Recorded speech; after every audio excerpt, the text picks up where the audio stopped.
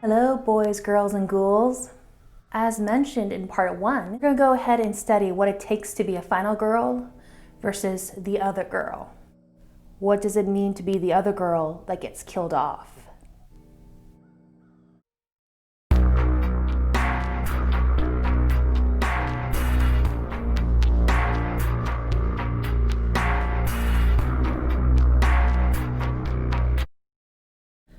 One of the earliest examples I could find of the final girl versus the other girl is with Bram Stoker's Dracula. In this novel, we got two women, best friends, Mina Murray and Lucy Westenra. They serve as a contrast to each other, each sharing different traits of what the Victorian age would dub the new women. Now, we often like to think of the Victorian age as morbid and unchanging, prudish and severe. But the fact of the matter is that while there were people trying to implement society's expectations onto others, there were also those that were trying to resist said expectations.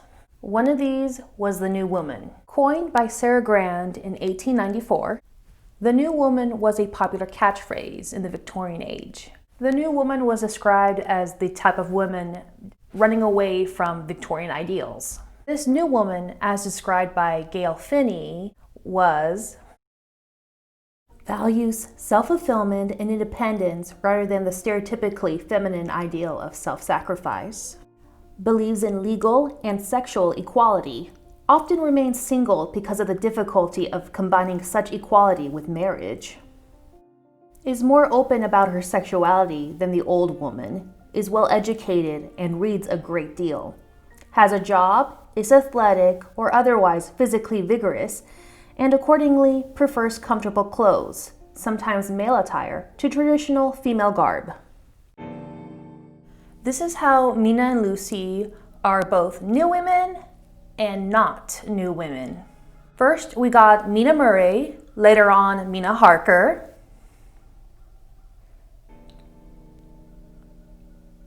Mina works as an assistant schoolmistress. She writes in a journal for self-improvement, and she wants to work hard in order to keep up with her fiancé, later husband's, work. Mina, as we learn throughout the novel, is very devoted to Jonathan. She's also sensible and practical. Van Helsing states of her, that wonderful Mina. She has man's brain, a brain that a man should have were he much gifted, and a woman's heart." So many issues with what Abe just said. I could be here all day. But it does drive home that Mina is supposed to be the type of woman that other women should emulate. And wouldn't you know it, she's the one that gets to live happily with her husband and a baby. Interestingly, at one point of the book, Mina does mention the concept of the new woman. She's actually a bit derisive of the concept. She is implying that they want to act like men, and that they want to do things such as being the ones to propose marriage instead of men. Which, for us 21st century people, that sounds completely normal. But for the Victorian age, that is absolutely preposterous to them. So you see, while Mina does carry a lot of concepts of the modern woman, other areas, she carries concepts that are pretty archaic to our sensibilities as 21st century people. Now we got Lucy. Oh, Lucy.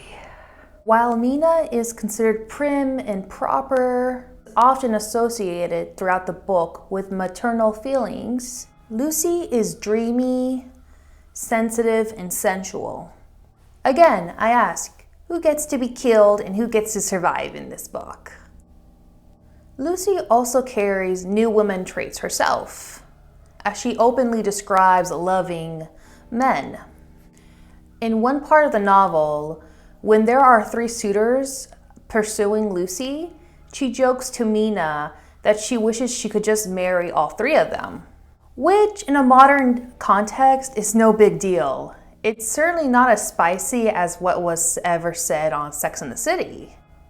In the context of the Victorian age, however, a big deal. You can argue that Lucy's sexual agency is a new woman trait that Stoker disliked in particular, considering what happens to her in the book. Pop quiz. Which woman gets to be the one that gets turned into a vampire without her consent and then gets staked by a sexist old man? If you think it's the one that gets to express her passions and desires openly, you guessed right. Others have noted that when Lucy becomes a vampire, she targets children. This can be argued as showing Stoker's own issues with a new woman, where he implies that being a new woman is downgrading motherhood. Contrast that with Mina, who plays Team Mom with all the male characters in the book. To quote, "We women have something of the mother in us that makes us rise above smaller matters when the mother spirit is invoked.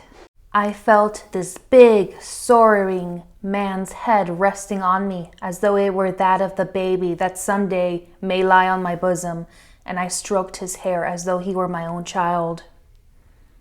Now, don't get me wrong, Mina is still an interesting character in her own right. But we can't argue that there are aspects to her character that are obviously from the 19th century.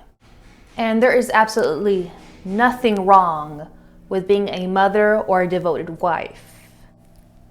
But it is a little unfair that this seems to be the only way for a woman to avoid getting killed by either the monster or the hero. Which, yeah, a lot of horror media follows after that, where the final girl is the more reserved one that survives. We are starting to see more media avoiding that trend. We're seeing a new way for women to be survivors. There's a newer type of final girl that is showing up more and more, where she does not have to follow any of the previous final girls' traits. Let's talk about this subversion in our next and last part of this episode. Until then, pleasant nightmares.